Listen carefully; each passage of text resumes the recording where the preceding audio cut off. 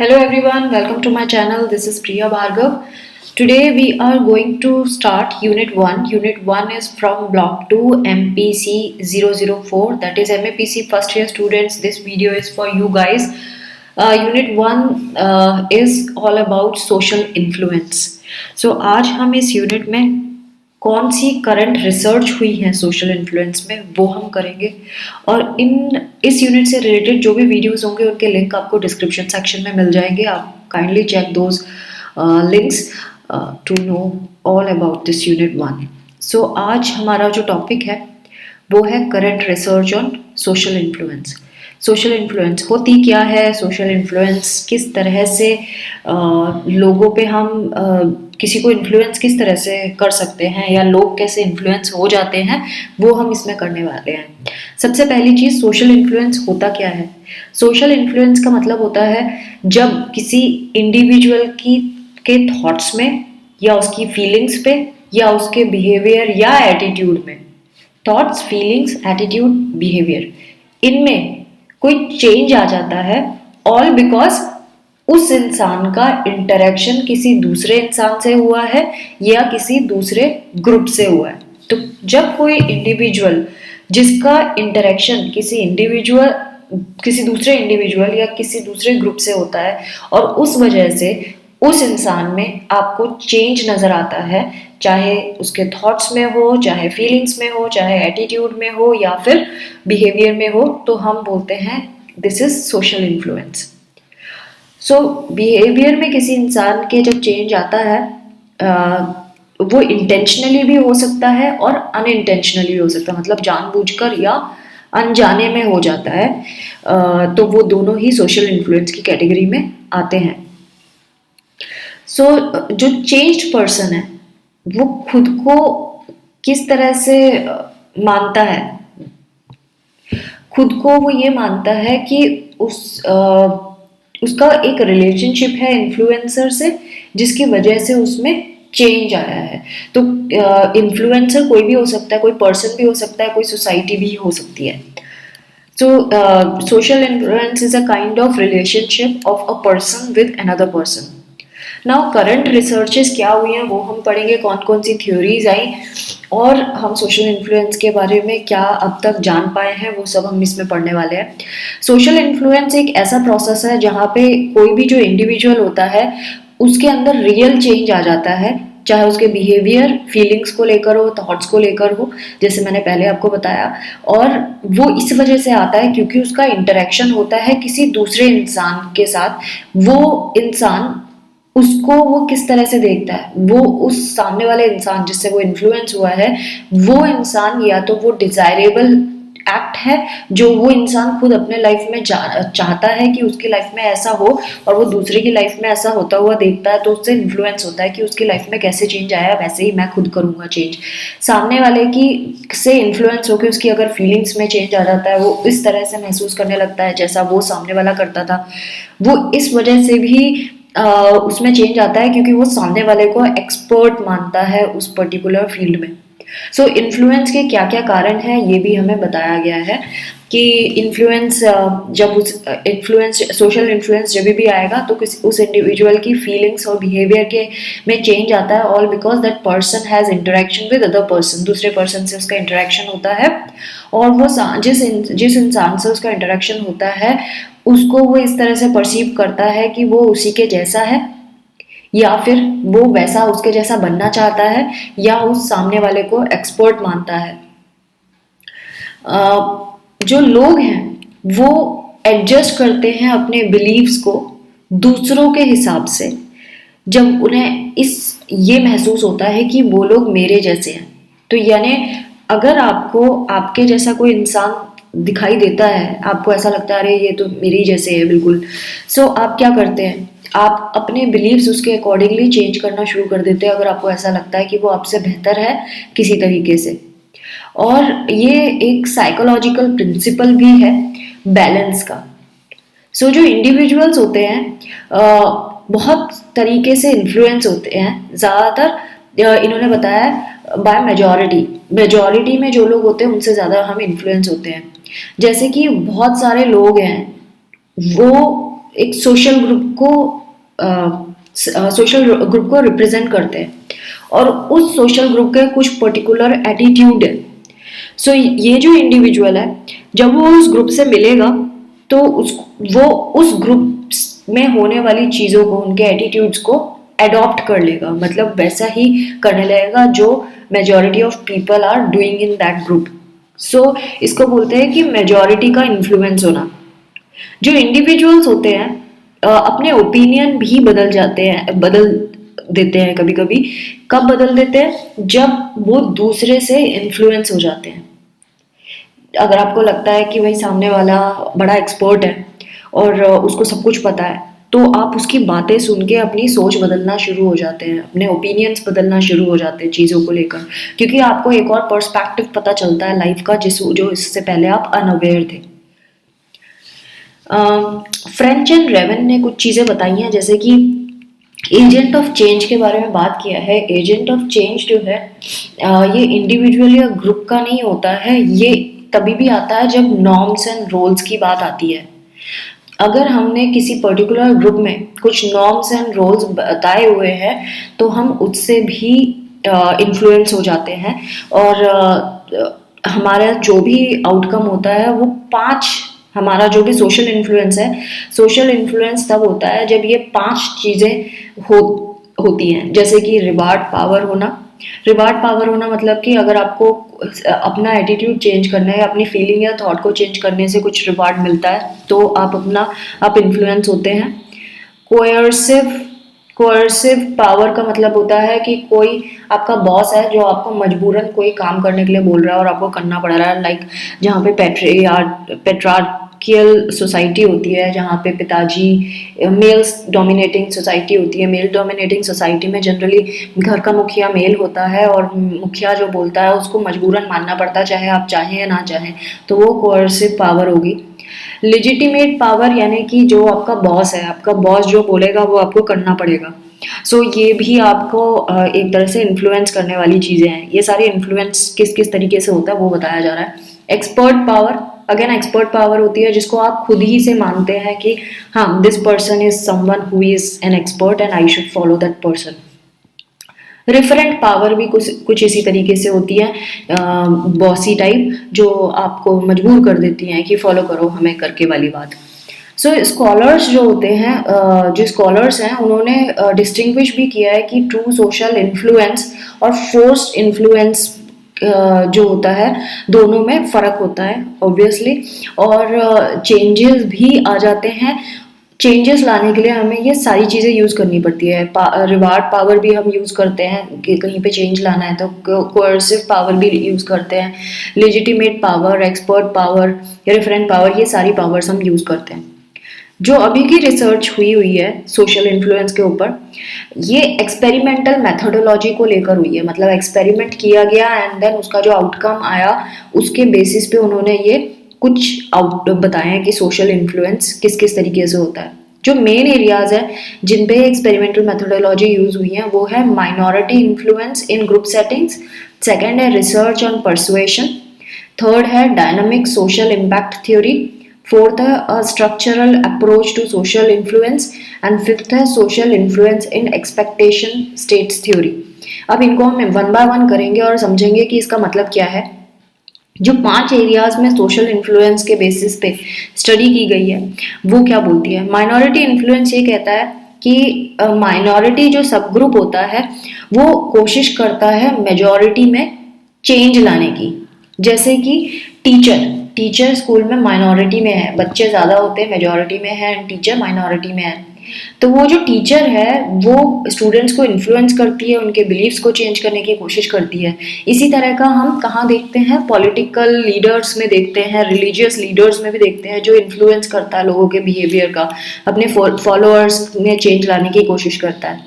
तो जो minority groups होते हैं लार्जर ग्रुप के अंदर, वो हमेशा क्रिएटिव थिंकिंग रखते हैं और बेटर सॉल्यूशंस लाने की कोशिश करते हैं ग्रुप टास्क में।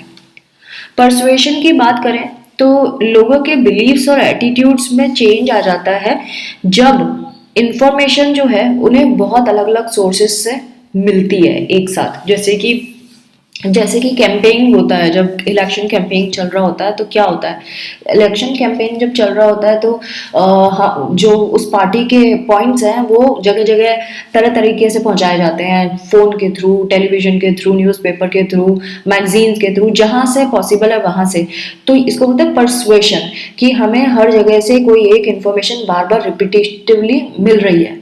तो जब कोई चीज़ बार बार बोली जाती है या करी जाती है या पुश किया जाता है तो वो हमारा एटीट्यूड चेंज करने लग जाती है। जैसे कि अगर हम देखें इसमें और भी होता है, और ये किसी भी फॉर्म में हो सकती है, स्पोकन मैसेज हो सकता है, रिटर्न हो सकता है, या कोई और तरीके से हो सकता है। इससे इंसान मोटिवेटेड फील करता है, और ये दो तरीके से हम चेंज कर सकते हैं किसी के भी जो परसेप्शन है या इंडिविजुअल का जो सोचने का तरीका है वो चेंज हो जाता है। और चेंज तब ज़्यादा होता है जब वो इंसान मोटिवेटेड है और वो करना चाहता है खुद के थॉट्स को चेंज।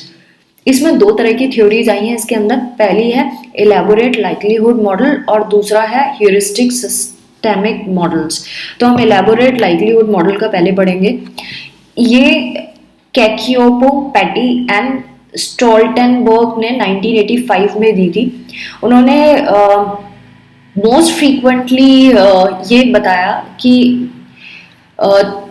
थेराप्यूटिक और काउंसलिंग सेटिंग्स में ही ये की गई हैं, और इसके इन्होंने रिजल्ट भी देखे। क्योंकि जब भी हम कुछ मॉडल देते हैं या कोई एक्सपेरिमेंटेशन करते हैं तो उसके जो रिजल्ट होते हैं वो डिपेंड करते हैं कि आपने कहाँ किया। तो इन्होंने ये जो स्टडी करी थी तीनों ने 1985 में, उन्होंने की थी थेराप्यूटिक एंड काउंसलिंग सेटिंग्स में की थी। और अमाउंट, कितने अमाउंट में और किस नेचर की थिंकिंग में चेंज आया पर्सन के, या मैसेज कितना चेंज लाता है किसी इंसान की थिंकिंग में या किस तरीके से वो सोचता है उसमें, वो परसुएशन पे डिपेंड करेगा कि मैसेज जो आपने प्रोड्यूस किया है वो किस तरह से परसुएड किया है। जो रिसिपिएंट जो है वो जब मैसेजेस को देखता है तो वो किस लेवल पे देख रहा है, उसको किस लेवल पे समझ रहा है। अगर रिसिपिएंट है जो जिसको मैसेज मिल रहा है, जो जिस मैसेज से आप उसकी सोच बदलना चाहते हैं, वो डिपेंड करता है कि वो किस डिग्री पे उस मैसेज को समझ पा रहा है और उसके लिए कितना रेलिवेंट है।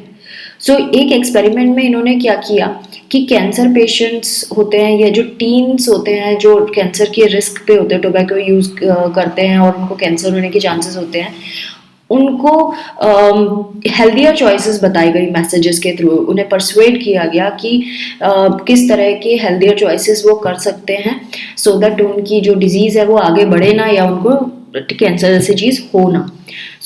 इसमें इनको ये पता चला कि परसुएशन से फ़र्क पड़ता है लोगों को, लेकिन डिपेंड करता है कि वो कितनी रेलिवेंट है उनकी कंडीशन के लिए। नेक्स्ट जो ह्यूरिस्टिक सिस्टम मॉडल किया था उन्होंने, ह्यूरिस्टिक सिस्टम मॉडल में उन्होंने ये देखा कि कितना आपका जो आर्ग्यूमेंट है वो कितना स्ट्रेंथ है उस आर्ग्यूमेंट में, आप कितना स्ट्रांगली अपनी बात को कह पा रहे हैं, वो वही इफेक्टिवनेस डिसाइड करेगा कि आपके मैसेज कितना इफेक्टिव होगा जो सुन रहा है उस पर, किसी इंसान को परसुएड करने में कितना इफेक्टिव होगा। तो आपका जो आर्ग्यूमेंट है उसकी स्ट्रेंथ कितनी है। और एक और चीज़, खास तौर से तब जब वो इंसान मोटिवेटेड है और वो उस मैसेज को समझ पा रहा है। तो अगर वो मोटिवेटेड है और उस मैसेज को अटेंड कर पा रहा है तो उसको हम बोलते हैं सिस्टेमिक रूट। ये इन्होंने इसमें सिस्टेमिक रूट के बारे में बताया। एक ह्यूरिस्टिक रूट के बारे में भी बताया। इन्होंने ये बताया कि जो टारगेट इंडिविजुअल है अगर वो मोटिवेटेड नहीं है या फिर वो ठीक से अटेंड नहीं कर पा रहा है तो जो आपका परसुएशन है वो इनडायरेक्टली उस तक पहुंचेगा। मतलब जो आप मैसेज अपना पहुंचाना चाहते हैं वो इनडायरेक्टली पहुंचेगा, डायरेक्टली नहीं पहुंचेगा। इन्होंने दो तरह की रूट्स बताई हैं, एक सिस्टेमिक और दूसरी ह्यूरिस्टिक। सिस्टेमिक वो होती है जिसमें इंसान मोटिवेटेड है, वो समझना चाहता है आपके मैसेज को और वो अटेंड कर रहा है आपकी बात को, क्या बोलना जा रहा है, अच्छा सीरियसली ले रहा है। ह्यूरिस्टिक होता है जो सुन नहीं रहा, समझना नहीं चाहता, मोटिवेटेड भी नहीं है बस, लेकिन उसको इनडायरेक्टली हम उसको परसुएड करना चाहते हैं। तो वो किस तरह से करेंगे, हम उसको नॉन वर्बल क्यूज से करेंगे या सोर्स क्रेडिबिलिटी के थ्रू करेंगे। यानी कि किसी ऐसे इंसान से बुलवाएंगे जिसको वो क्रेडिबल मानता है, या वो मानता है कि हाँ ये इंसान की बात तो मुझे सुननी चाहिए, क्या बोल रहा है, लाइक दैट। जैसे कि एक्टर्स अगर कोई बात बोलते हैं और उनकी फैन फॉलोइंग होती है तो उनके फैंस तो पक्का उनकी बात सुनते हैं, लाइक दैट। परसुएशन जो सिस्टेमिक रूट से होता है वो परमानेंट होता है और बहुत लॉन्ग टाइम तक रहता है। अब ये दोनों में डिफरेंस है, ये एग्जाम में आ सकता है, heuristic route and systemic route, तो आपको थोड़ा सा इसको ढंग से समझना है। सो जो सिस्टेमिक रूट के थ्रू कोई इंसान सीखा, यानी जो इंसान मोटिवेटेड था और उस मैसेज को ध्यान से सुन रहा था, उसके अंदर वो जो मैसेज है वो परमानेंट हो जाएगा और बहुत लंबे समय तक रहेगा। जबकि जो ह्यूरिस्टिक रूट के थ्रू आया है वो टेम्परेरी होता है और बहुत जल्दी भूल भी जाएगा इंसान। अब है सोशल इम्पैक्ट थ्योरी। ये बिब लटाने ने 1981 में दी थी थ्योरी, और उन्होंने ये कहा था कि जो सोशल इम्पैक्ट का मतलब क्या होता है, पहले उन्होंने ये बताया। Social impact means any of the number of the changes that might occur in an individual. कितने भी चेंजेस, सोशल इम्पैक्ट का मतलब होता है जब बहुत सारे चेंजेस जो किसी इंडिविजुअल में आ सकते हैं, जैसे कि फिजियोलॉजिकल चेंज आ सकता है, कॉग्निटिव, इमोशनल, बिहेवियरल चेंज आ सकता है। क्यों आ सकता है उसके अंदर चेंज? क्योंकि वो दूसरों की प्रेजेंस में या दूसरों के एक्शन की वजह से आया हुआ चेंज होता है। और जो लोग दूसरे लोग हैं वो कौन हो सकते हैं? वो रियल लोग भी हो सकते हैं, इमेजिन रोल भी लोग भी हो सकते हैं, और इम्प्लाइड लोग भी हो सकते हैं। मतलब कि किसी इमेजिन मतलब किसी ने मनगढ़ंत किसी ने बोल दिया और आपने समझ लिया और आपने कर दिया। तो ये सोशल इम्पैक्ट वो चीज़ है कि आपके एटीट्यूड्स में चेंज आया all because of other people. और वो अदर पीपल कोई भी हो सकता है, सच्चे, झूठे, इमेजिनरी, कुछ भी। किसी भी इंफॉर्मेशन का जो इम्पैक्ट होता है 3 चीज़ों पे डिपेंड करता है। पहला, the number of others who make up that source. कितने लोग थे जिन्होंने ये इंफॉर्मेशन दी है। दूसरा, इमीडिएसी, जो जिन लोगों ने आपको इंफॉर्मेशन दी है वो आपके कितने क्लोज थे। क्या वो आपके नज़दीकी कोई रिश्तेदार हैं, आपके फ्रेंड्स हैं, या कोई बाहर वाला दूर है।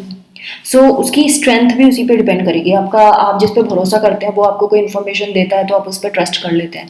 अगर कोई दूर है, वो कोई कुछ देता है तो आप शायद शक भी करें कि भाई पता नहीं सच है या ऐसे ही कुछ फेंक रहा है इंसान। देन पावर, कोई पावरफुल इंसान देता है तो आप उस पर जल्दी भरोसा कर लेते हैं क्योंकि आपको लगता है ये कि धोखा देगा, इसका क्या फ़ायदा है इसमें। इस तरह से 3 चीज़ों पे डिपेंड करता है कि इम्पैक्ट कितना होगा किसी इंफॉर्मेशन का। डायनामिक सोशल इम्पैक्ट थ्योरी जो है ये सोशल स्ट्रक्चर पे बेस्ड है। सोशल स्ट्रक्चर कैसे बनता है? सोशल स्ट्रक्चर तब बनता है जो इंडिविजुअल्स होते हैं ये एक दूसरे को इन्फ्लुएंस करते हैं। ये तो हमें पता है, हर एक इंसान एक दूसरे को इन्फ्लुएंस करता है और तरह तरह से करता है, सिर्फ एक तरह से नहीं, तरह तरह से करता है। लेकिन हमारा जो प्रोबेबिलिटी है कि हम कितनी जल्दी इन्फ्लुएंस हो जाएंगे वो डिपेंड करता है कि वो इंसान हमारे कितने करीब है, कितना करीबी इंसान है। इसको बोलते हैं इमीडिएसी फैक्टर। जो दूर है उसके कंपैरिजन में जो पास का इंसान है वो हमें ज़्यादा इन्फ्लुएंस कर सकता है। जब ऐसा होता है हमारे बीच में एक लोकलाइज्ड कल्चर्स बन जाते हैं क्योंकि हमने आसपास के लोगों को इन्फ्लुएंस किया, पास के लोगों से इन्फ्लुएंस हुआ, तो जितने आसपास के लोग हैं सब में एक तरह का बिलीफ सिस्टम पैदा हो जाएगा। वो हमारे कल्चर में फैल जाएगा अच्छे से। हमारे कम्युनिकेशन जितना नेटवर्क है, यानी आप जिन जिन लोगों से कम्युनिकेट करते हैं, मिलते हैं, बातचीत करते हैं, उन सब में वो चीज़ फैल जाएगी। ये जो प्रोसेस है उससे क्या होगा? उससे ये होगा कि हमारे जो एटीट्यूड और बिलीफ है ये एक क्लस्टर में पैदा हो जाएंगे। मतलब एक पर्टिकुलर ग्रुप के लोगों के बीच में आपको ये चीज़ें दिखाई देंगी। और जो लेस पॉपुलर बिलीव्स हैं वो माइनॉरिटी सब कल्चर्स में चला जाएगा। पॉपुलर चीज़ जो है वो सब में फैलेगी और नॉन पॉपुलर चीज़ जो है वो लेस पॉपुलर चीज़ जो है वो माइनॉरिटी सब कल्चर्स में रहेगी। डायनेमिक सोशल इम्पैक्ट थ्योरी जो है ये सोसाइटी को इसी तरीके से देखती है कि सोसाइटी जो है वो सेल्फ ऑर्गेनाइजिंग कॉम्प्लेक्स सिस्टम है, यानी सोसाइटी अपने आप को खुद बनाती है क्योंकि हम एक दूसरे से इंटरेक्ट करते हैं, हमारा एक दूसरे पे इम्पैक्ट होता है, एक दूसरे के बिलीव्स का असर होता है हम पे, और इस वजह से जो हमारी सोसाइटी है उसमें वेल एक्सेप्टेड थॉट्स जो है वो पैदा हो जाते हैं और एक बिलीफ सिस्टम पैदा कर देते हैं। अगर बड़ा नेटवर्क है तो कैसे होता है? बड़ा नेटवर्क जब होता है तो जो एटीट्यूड्स और ओपिनियंस होते हैं किसी इंडिविजुअल्स के वो ये रिफ्लेक्शंस उनके दिखाई देते हैं, उनके एटीट्यूड और ओपिनियंस के रिफ्लेक्शंस दिखाई देते हैं दूसरों के ऊपर भी। और जो रेफरेंट लोग होते हैं, रेफरेंट मतलब जो आपके हेड हैं, आपके बॉस हैं, आपसे आपको सुपरवाइज कर रहे हैं, वो लोग, उन लोगों के एटीट्यूड और ओपिनियन भी आप पे रिफ्लेक्ट होते हैं, आपके एटीट्यूड और ओपिनियंस पे। यानी लार्ज नेटवर्क में हायरार्की सिस्टम होता है और हायरार्की सिस्टम में जो हायर पोजीशन में होते हैं वो हमारे ओपिनियंस और हमारे एटीट्यूड्स पे असर डालते हैं। इंटरपर्सनल इन्फ्लुएंस भी देखा गया है, किस तरह से इंसान आपस में सोशलाइज करता है और उनकी आइडेंटिटी किससे मिलती है, मतलब आप अपने जैसे लोगों से ज़्यादा इन्फ्लुएंस होते हैं। सोशल इन्फ्लुएंस वो प्रोसेस है जहाँ पे जो एक्टर्स होते हैं किसी ग्रुप के वो असर डालते हैं दूसरे लोगों पे जो उस ग्रुप से रिलेटेड है। सोशल स्ट्रक्चर एक कॉन्स्ट्रेंट का भी काम करता है एक तरीके से, क्योंकि उस सोशल स्ट्रक्चर में ऑलरेडी जो बिलीव्स एंड सिस्टम चला आ रहा है वही उस ग्रुप में रहने वाले सारे लोगों पे असर डालेगा। जो स्ट्रक्चर है पूरा सोशल स्ट्रक्चर, मतलब कि कौन पूरा सोसाइटी में कौन बड़ा है कौन छोटा है, बड़े लोग कौन, एल्डर्स कौन, देन एडल्ट्स कौन, यंगस्टर्स कौन, इस तरह से जो स्ट्रक्चर है वो डिटरमाइन करता है कि ग्रुप मेंबर्स की पोजीशंस क्या होंगी, इनिशियल पोजीशंस क्या होंगी। और जो इंटरपर्सनल इन्फ्लुएंसेस है ग्रुप के अंदर वो भी इसी तरीके से वे किए जाते हैं, मतलब बड़े लोग बोलेंगे, ज़्यादा लोग बोलेंगे तो माना जाएगा, कम छोटे लोग बोलेंगे तो नहीं माना जाएगा, like that. Now social influence network theory क्या कहती है? ये फ्रेडकिन ने 1998 में दी थी। इन्होंने ये कहा कि जो एक्टर्स होते हैं इनके अपने एक्टर्स, मतलब कोई भी एक ह्यूमन बीइंग आप समझ लो, ये वो टीवी वाले एक्टर की बात नहीं कर रहे हैं, ये किसी ग्रुप का जो एक बंदा है, एक इंडिविजुअल, आप मान लो एक इंडिविजुअल है, वो अपने खुद के ओपिनियंस को लेकर चलता है किसी मैटर पे। कई एक स्टेज पे ऐसा होता है कि वो जब दूसरों से मिलता है, अपने ग्रुप के दूसरे लोगों के ओपिनियन सुनता है और उस ग्रुप में अपने ओपिनियन को भी कंपेयर करता है और देखता है। सो वो ये देखता है कि ग्रुप में बाकी लोगों के ओपिनियंस कैसे हैं, दूसरे लोग क्या सोचते हैं, उनके क्या नॉर्म्स हैं। सो वो उस ग्रुप में जो मैक्सिमम लोग सोचते होंगे उस ओपिनियन को, वो ओपिनियन एवरेज हो जाता है। एवरेज मतलब जब हम चीज़ों ऑन एन ओवरऑल कॉमन चीज़ क्या निकल के आई, कॉमन ओपिनियन क्या निकल के आया, वो उसको इम्पोर्टेंस दी जाती है। ऐसे ही फर्दर फिर हम और बड़े ग्रुप से मिलते हैं और बड़े ग्रुप में लोगों के ओपिनियंस सुनते हैं, उनके नॉर्म्स सुनते हैं, एंड देन फिर से वो एवरेज आउट होता है। जब एवरेज किया जाता है तो एक common further opinion and thought process सामने आता है, एंड इस तरह से उसको फिर मानना शुरू किया जाता है। तो इस तरह से network theory, social influence network theory बोलती है कि ये एक मैथमेटिकल मॉडल है, क्वांटिफिकेशन पे बेस्ड है, जिसमें हम ओवरऑल एवरेज क्या व्यू पॉइंट है लोगों का, उसके बेसिस पे ही हम डिसाइड करते हैं कि हमारा ओपिनियन कैसा होगा। एक्सपेक्टेशन स्टेट थ्योरी, ये लास्ट टॉपिक है आज के वीडियो का। इसमें एक्सपेक्टेशन स्टेट थ्योरी बेल्स ने दी थी 1950 में। जो वो ये कहते हैं जो जब भी ग्रुप मेंबर्स सेम स्टेटस के होते हैं, जब भी ग्रुप सेशन शुरू होता है, ग्रुप सेशन शुरू होने से पहले जितने भी मेंबर्स होते हैं ग्रुप के, अगर वो इक्वल स्टेटस के हैं तो कुछ मेंबर जो होंगे वो ज़्यादा इन्फ्लुएंशियल होते हैं एज कंपेयर टू दूसरों के। सो जो ग्रुप जो है वो डेवलप होगा फिर धीरे धीरे, क्योंकि जो ज़्यादा इन्फ्लुएंशियल है उसको ज़्यादा हाई हायरार्की में ऊपर रखा जाएगा। हमेशा किसी ग्रुप में हम रैंकिंग तो करते ही हैं, कौन क्या होगा, ग्रुप का लीडर कौन होगा, ये सब इस तरह से।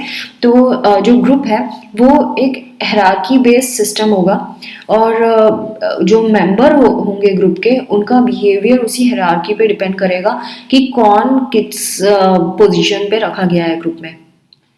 अगर मान लीजिए ग्रुप अनइक्वल लोगों का है, मतलब जो ग्रुप के मेंबर्स हैं उनका स्टेटस अलग अलग है, तो जो इनइक्वालिटीज है वो फिर ग्रुप में ये बताएगी कि कौन किसकी बात मानी जाएगी, किसकी बात नहीं मानी जाएगी। अगेन जो हायरार्की है या इनइक्वालिटी है वो किस बेसिस पे है ये भी मैटर करता है। एज पे है, सेक्स पे है क्या, या फिर रेस पे है, किस बात पे हायरार्की बनाई गई है वो उस पर भी डिपेंड करता है।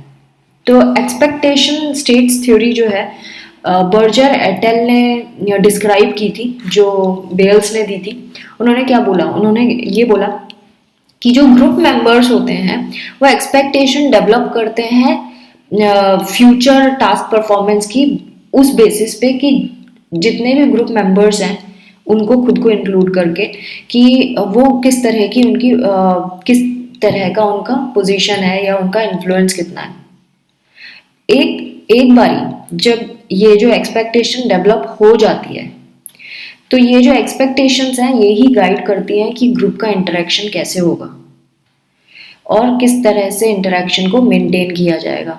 तो जो भी ग्रुप मेंबर्स हैं जिनसे हाईएस्ट एक्सपेक्टेशंस होती हैं उनका इन्फ्लुएंस भी ग्रुप इंटरेक्शन में सबसे ज़्यादा होता है। यानी कि आप जिससे ज़्यादा एक्सपेक्टेशन करते हैं आप इसलिए एक्सपेक्टेशन उससे ज़्यादा करते हैं क्योंकि आप उसको हाई मानते हैं, आप मानते हैं कि उसमें आपसे ज़्यादा बेटर क्वालिटीज़ एंड एटीट्यूड्स हैं।